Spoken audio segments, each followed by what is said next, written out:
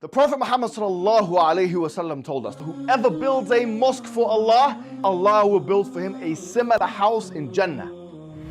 And we know the great reward that will not only be gained, but rather will fill your grave after your death. Whenever someone prays there, whenever someone gives shahada in the masjid, whenever someone learns something in the masjid, yes, that will be something that you'll have on your scale.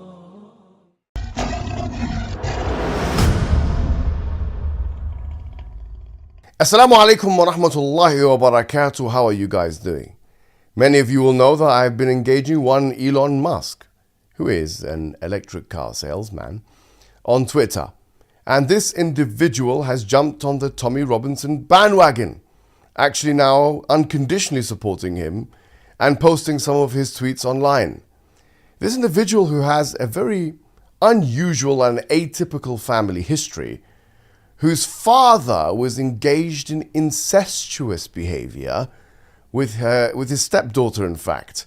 And his stepdaughter, people will not know this, Elon Musk, and this is on the record, the Business Insider has an entire article on this, actually raised his stepdaughter from the age of 4 years old. Now he's talking about grooming gangs, and now I just wonder whether Elon Musk himself has witnessed any grooming on the side of his father. Yes, on the side of his father, who's been potentially doing things. We need to ask those questions. We don't know what he's been doing. But what we do know is that he's engaged in incestuous action.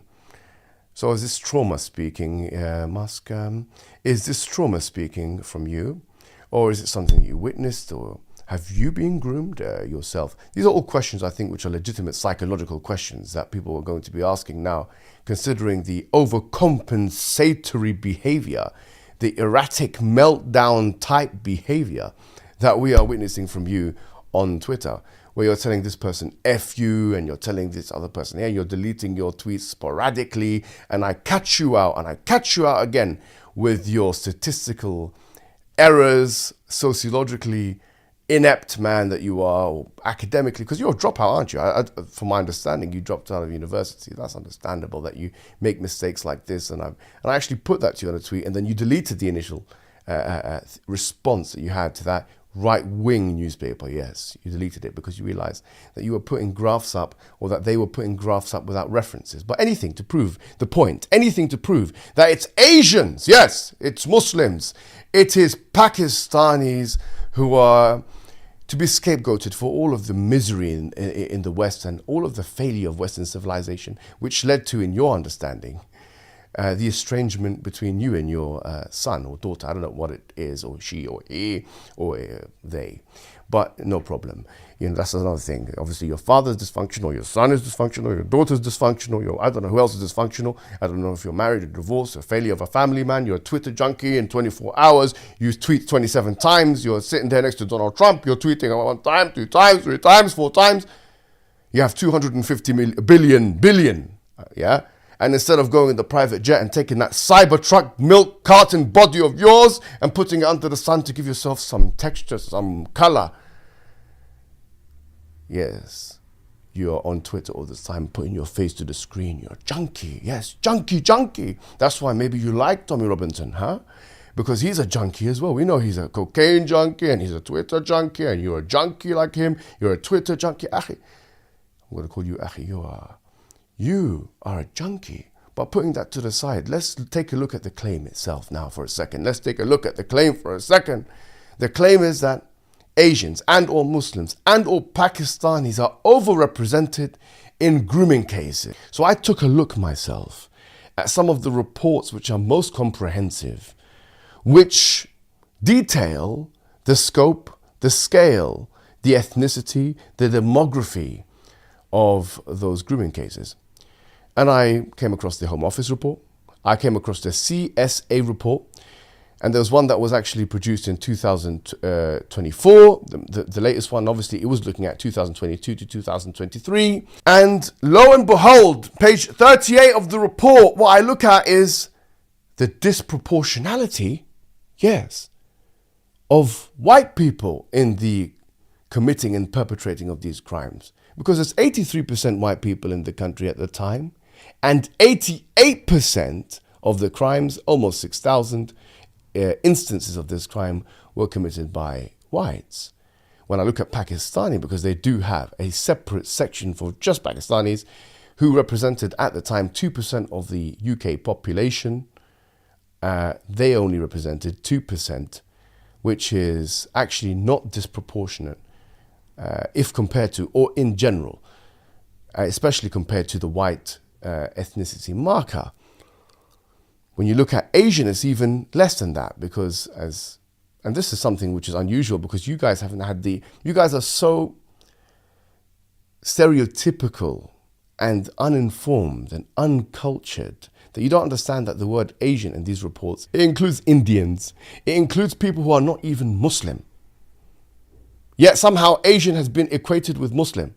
Last time I checked, India was not Muslim majority country. Yes, there's a considerable Muslim population, but not everyone in India is a Muslim, let alone China. But maybe when you dropped out of the university or whatever other thing you dropped out of, when you were in apartheid South Africa or this or that, they didn't teach you geography, they didn't teach you sociology, they didn't teach you methodology, they didn't teach you about generalizability and how you cannot take a sample group and generalize it and this and that. So you're just throwing markers around just like the uneducated delinquent. Tommy Robinson, who is your academic backhand, that is a shame, isn't it? That is a shame that your teacher had to be a right-wing fanatic, a right-wing, uneducated person who hasn't even got, I don't even know, an A level to his name. It is a shame that you have tarnished your reputation and humiliated yourself in this way, Musk. Even more humiliated than when you backed out of that challenge in the fight with Zuckerberg. I don't even know why you challenged him in the first place, or why this took place in the first place. Why you want to fight a 30-year-old man? You think you're going to, with that milk carton body of yours, you think with that, with that Cybertruck body of yours, you're going to get into the ring and cause damage to Zuckerberg, who's at least engaging in some kind of competition? There's no way you're going to fight him or beat him. Let's be honest. You are deluded. You're a deluded man. And we saw that delusion when you came in the Trump rally and you're jumping around like a little prat that you are. Absolutely deluded individual, junkie. It shows you, subhanAllah, from the Islamic perspective, how money does not necessarily buy happiness. Look how triggered you are in the meltdown when someone was saying something, you swear at them. But because of the money that you have, you became delusional. As the Quran says, يَحْسَبُ أَنَّ مَالَهُ أَخْلَدَهُ. He believes that his money makes him immortal. He believes that his money makes him immortal. You are deluded. You are deluded, but you are also foolish. Because by doing this, you've become the laughingstock of British politics now. People are looking at you in Britain and saying, this guy is talking about dissolution of parliament. Elon Musk is calling for the dissolution of parliament from the king. What the hell? Do you understand how the political system in this country works? You don't. Just like you don't understand how sociology works, how statistics work. And that's why you like to take credit for things that other people do. Because you didn't invent a thing, let's be honest. You assembled teams that invented things. You didn't invent a thing yourself. Because an inventor or someone with an above average IQ wouldn't fall into these mistakes and support these kinds of people. But of course, those people who wish that you'd throw a coin at them because they are lowly people from the right wing, they will support anything you have to say because you have money. And that is the currency of the day, unfortunately. But I say this, the evidence and the burden of proof is upon the one that's making the claim. And from what we have, there is no evidence that there is a disproportionate or remarkable statistical problem with Pakistani Muslims or anything else, even Asians actually, comparative to other ethnicities in this country relating to such issue as grooming gangs, unless you wanted to specify specific towns and cities, which themselves have a higher than usual from the national perspective population of, for example, Pakistanis, like Rochdale and Telford and Rotherham and these places. Rochdale has an 18.5% population of Asians, for example.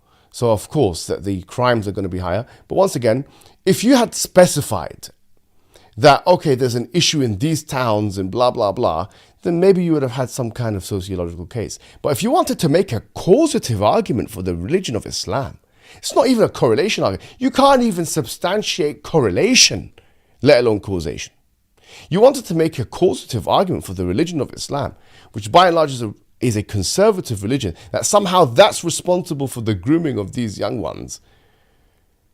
yeah, and in an outside of marriage context, then you're absolutely out of your mind. And for you to unconditionally support those who do so means you're ignorant of religion, you're ignorant of theology, you're ignorant of politics, you're ignorant of all these things. And I think you should take that Cybertruck buddy and go back to the library. Wassalamu alaikum wa rahmatullahi wa barakatuh. Hey you, are you wasting your time on social media again? Your brothers and sisters in Islam Net from Norway are establishing a masjid, a dawah center. Establishing a masjid to convey the message of Islam is one of the best deeds a Muslim can do. There's a huge need for it in Norway. You know this and I know this. So that makes the reward even greater. So give generously and Allah Azza wa Jal will give you even more.